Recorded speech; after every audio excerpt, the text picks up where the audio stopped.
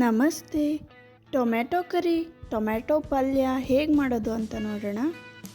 ಮೊದಲಿಗೆ ಒಂದು ಕಡಾಯಲ್ಲಿ 2-3 ಸ್ಪೂನ್ ಎಣ್ಣೆ ಹಾಕ್ಕೊಂಡು ಒಗ್ಗರಣೆಗೆ ಜೀರಿಗೆ, ಕಡಲೆಬೇಳೆ, ಹಿಂಗು, ಸಣ್ಣದಾಗಿ ಹೆಚ್ಚಿರೋ ಹಸಿರು ಮೆಣಸಿನ್ಕಾಯಿನ ಹಾಕ್ಕೊಂಡು ನೀಟಾಗಿ ಫ್ರೈ ಮಾಡ್ಕೋಬೇಕು. ನೆಕ್ಸ್ಟು ಸಣ್ಣದಾಗಿ ಹೆಚ್ಚಿರೋ ಈರುಳ್ಳಿನ ಹಾಕ್ಕೊಂಡು ನೀಟಾಗಿ ಫ್ರೈ ಮಾಡ್ಕೊಳ್ಳಿ.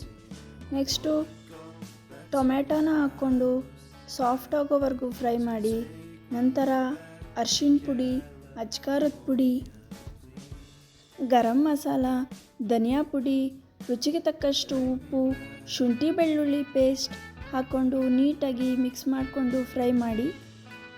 ನಂತರ ಕನ್ಸಿಸ್ಟೆನ್ಸಿಗೆ ತಕ್ಕಷ್ಟು ನೀರು ಹಾಕ್ಕೊಂಡು ಲಿಡ್ನ ಕ್ಲೋಸ್ ಮಾಡಿ 2-3 ನಿಮಿಷ ಕುದಿಸ್ಕೊಂಡು ಮೇಲ್ಗಡೆ ಕೊತ್ತಂಬರಿ ಸೊಪ್ಪು ಮತ್ತು ತುರಿದಿರೋಂಥ ತೆಂಗಿನಕಾಯಿನ ಹಾಕ್ಕೊಂಡ್ರೆ ರುಚಿಯಾದ ಟೊಮ್ಯಾಟೊ ಕರಿ ರೊಟ್ಟಿ ಅಥವಾ ಚಪಾತಿ ಜೊತೆ ತಿನ್ನೋದಕ್ಕೆ ರೆಡಿ. Thank you.